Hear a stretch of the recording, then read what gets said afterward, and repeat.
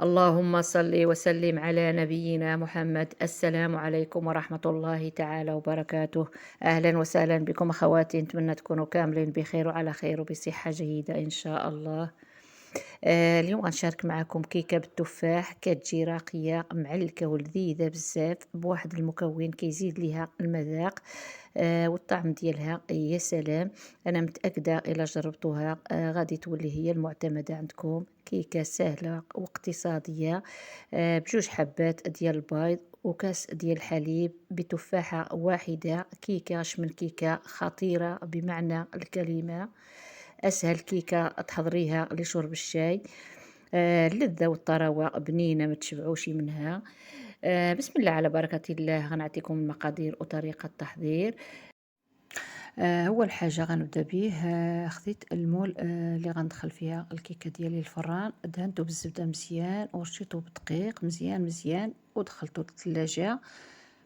في إناء العمل ضفت رشيشة ديال الملح وغنضيف واحد شاصي ديال السكر بنكهة ديال الفانيلا، وغنضيف أيضا جوج حبات ديال البيض بحرارة المطبخ.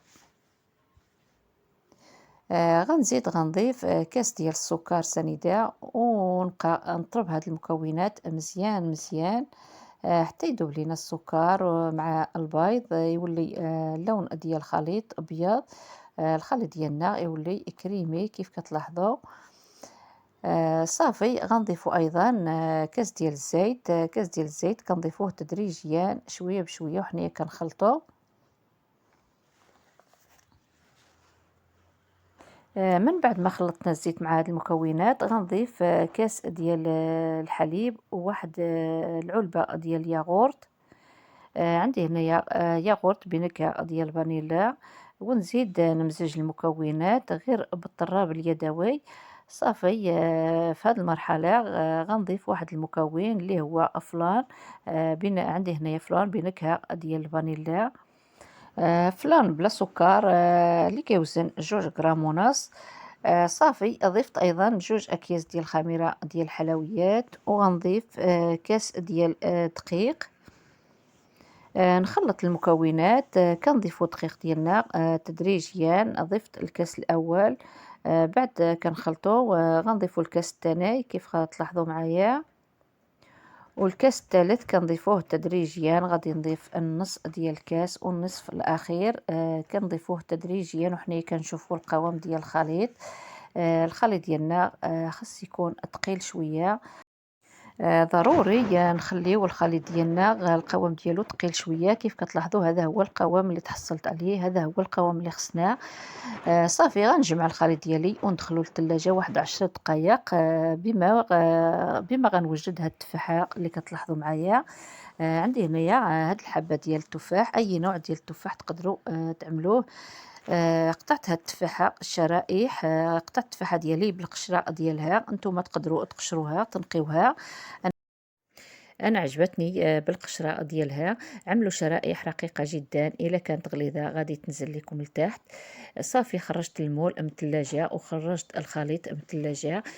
غادي نخوي نصف الكميه في المول. وعندي هنا الشوكولات، اي نوع ديال الشوكولات. عندي شوكولات مربعات حكيتها في الحكاكه فقط. عملت واحد الطبقه فوق الخليط وغادي نغطي بالباقي ديال الخليط. كيف كتلاحظوا معايا. صافي غادي نزين من الفوق بالشرائح ديال التفاح على هذا الشكل اللي غتشوفوا معايا.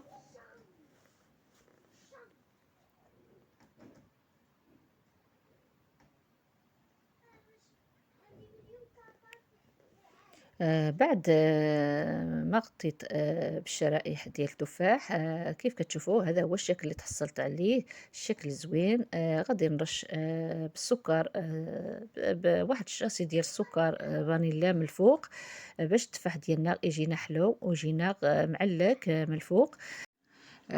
يجينا معلك ومعسل. صافي غندخلو الكيكة ديالنا الفران اللي هو سخون من قبل مزيان مزيان. نخليوها حتى طيب وتحمر كيف كتشوفوا. ما شاء الله بعد ما طابت الكيكة ديالي جات محمرة، جات روعة روعة. غادي نقلبها معكم تشوفوا. الصراحة باقي سخونة بزاف. كيف كتلاحظوا كتنزل بكل سهولة. غادي نقلبها تشوفوا ما كتخسر ما والو. وجهها كيبقى هو. جات صراحة هايلة بزاف محمرة كيف كتلاحظوا. الكيكة ديالنا اللي دخلناها الفران سخون مزيان مزيان من قبل، درجة الحرارة 180 درجة. صافي غندهنها بشوية ديال المربى ديال المشماش، مربى اللي كيكون سائل شوية. غندهن التفاح وغندهن الجوانب ديال الكيكة.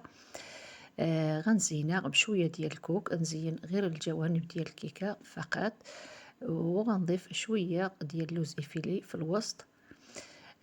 مرحلة التزيين كتبقى اختيارية، تقدروا تزينوا باش ما بغيتو. هذا هو الشكل ديال الكيكة ديالنا. جات روعة روعة. كيف كتشوفوا الكيكة ديالنا كندخلوها الفران يكون سخون مزيان مزيان. ملي كندخلو الكيكة كنقصو الشعلة ديال الفران، كنخليوها طيب بلا مهل، النار غير من التحت حتى كطيب مزيان، 41 حتى ل 45 دقيقة. انا خذتني في الطياب 45 دقيقة، النار مهيلة كطيب على خاطرها. كيف كتشوفوا جات ما شاء الله، جات روعة روعة. انا كنحاول نقرب لكم الصورة. غنقطع معكم تشوفوا كيف جات من الداخل، ما شاء الله كتقطع بكل سهولة. جات خفيفة، جات بحال بونجا، رطبة رطبة ما شاء الله.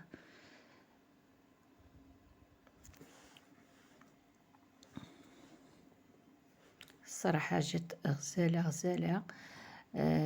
كيكة من أروع ما يكون. جات لا في الشكل ديالها ولا في المذاق ديالها، من داكشي رفيع.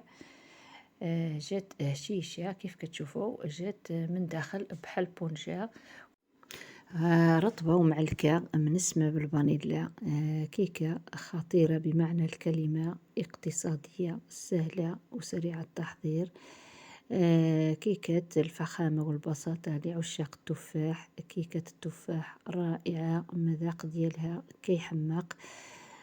شيشة رطبة بمكونات متواجدة بكل بيت. هذه هي الكيكة ولا بلاش التعليكة والمذاق راقية واقتصادية.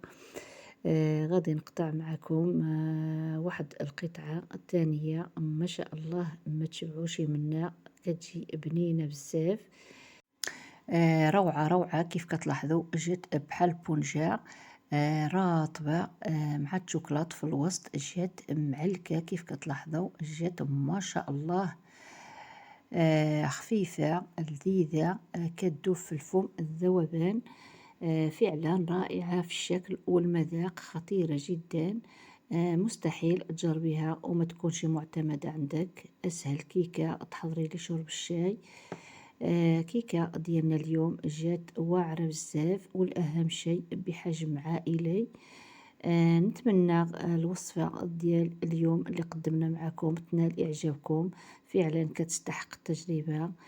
إلى هنا خوتي نكون وصلنا لنهاية الفيديو. نقول لكم بالصحة والراحة، دمتم في رعاية الله، والسلام عليكم.